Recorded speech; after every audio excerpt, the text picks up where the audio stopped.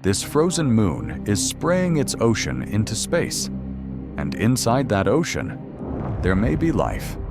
This is Enceladus, a small, icy moon orbiting Saturn nearly 1 billion miles from the Sun. At first glance, it looks insignificant, just another bright speck drifting in the shadow of a gas giant. For over 2 centuries after its discovery in 1789, Enceladus was little more than a name in astronomical catalogs. Too small to matter, too far away to study in detail, too cold to be interesting. Its surface temperature drops below -200 degrees Celsius, colder than anything naturally found on Earth. Sunlight out there is weak. Energy is scarce. Everything about this moon suggests it should be frozen solid, forever. And yet, it isn't. In 2005, NASA's Cassini spacecraft was orbiting Saturn, sending back breathtaking images of rings and storms.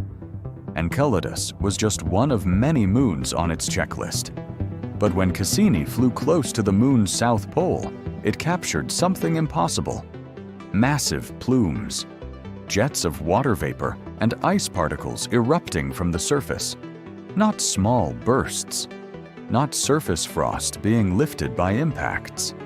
These were towering geysers blasting hundreds of kilometers into space.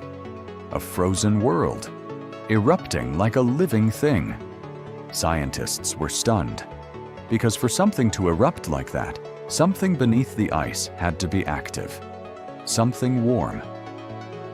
As more data came in, the mystery deepened. The eruptions were not random. They were emerging from long fractures near the South Pole, 4 major cracks cutting across the icy terrain. These fractures glowed slightly warmer than the surrounding ice. Scientists nicknamed them the tiger stripes, and they were venting material continuously, which meant this wasn't a one-time event. It was ongoing. Enceladus wasn't just active, it was alive with geological energy. But here's the problem.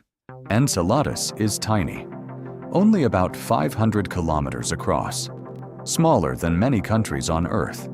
A body that small should have cooled billions of years ago. It shouldn't have enough internal heat to power anything. So where was the energy coming from? Cassini provided the first major clue. The plumes weren't just ice dust, they were mostly water vapor. Liquid water that had been pushed upward and instantly frozen in the vacuum of space. And if liquid water exists beneath the surface, that means there must be heat. Enough heat to maintain an underground ocean. Further gravitational measurements revealed something extraordinary.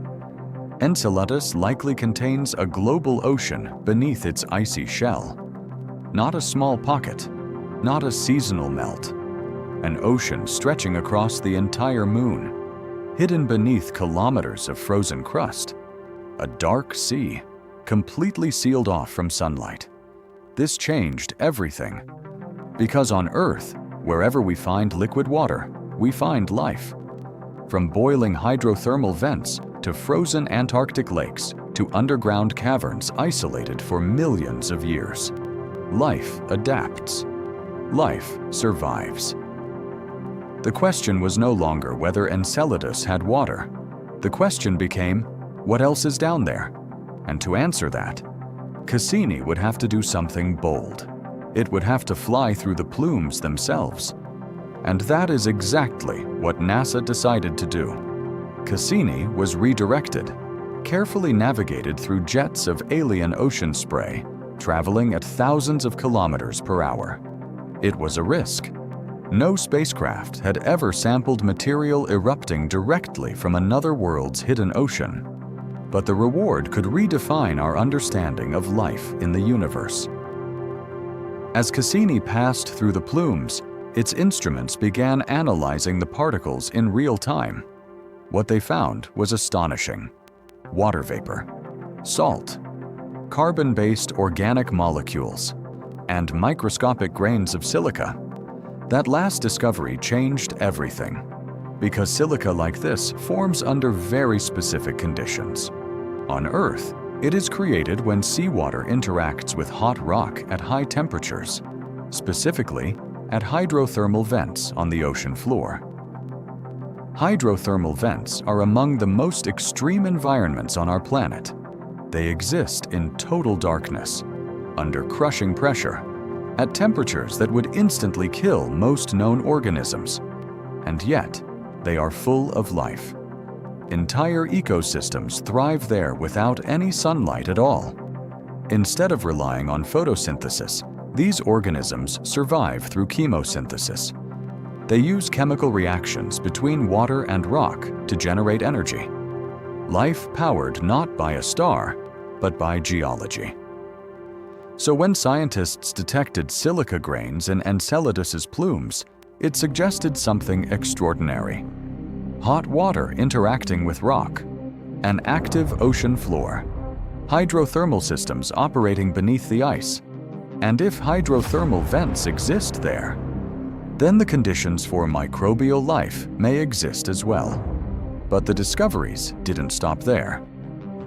During Cassini's final mission phase in 2017, the spacecraft made even closer dives through the plumes.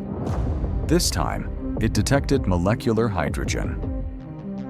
On Earth, molecular hydrogen in hydrothermal environments is often produced when hot water reacts with certain types of rock, and it serves as a powerful energy source for microbes. Its presence on Enceladus suggested that similar chemical reactions could be happening right now beneath the Moon's icy crust. Not in the distant past, not billions of years ago, but possibly today. Scientists were careful not to overstate their conclusions. They did not announce the discovery of life, but they confirmed something remarkable. Enceladus has liquid water. It has organic molecules. It has an internal heat source driven by tidal forces from Saturn. And it has active chemistry capable of producing energy gradients. These are the fundamental pillars of habitability, and they all exist inside a moon barely 1/7 the size of Earth's moon. Then came the end. To protect potentially habitable worlds like Enceladus from contamination by Earth microbes, NASA made a deliberate decision. Cassini would be sacrificed. The spacecraft was sent plunging into Saturn's atmosphere, where it burned up completely. Its final signal traveled for more than an hour across the vast distance to Earth, and then it was gone. But the data it collected continues to shape planetary science, because Enceladus forces us to rethink what makes a world capable of supporting life. For centuries, we believed life required a narrow distance from a star, the so-called Goldilocks zone. Not too hot, not too cold. But Enceladus doesn't fit that model at all.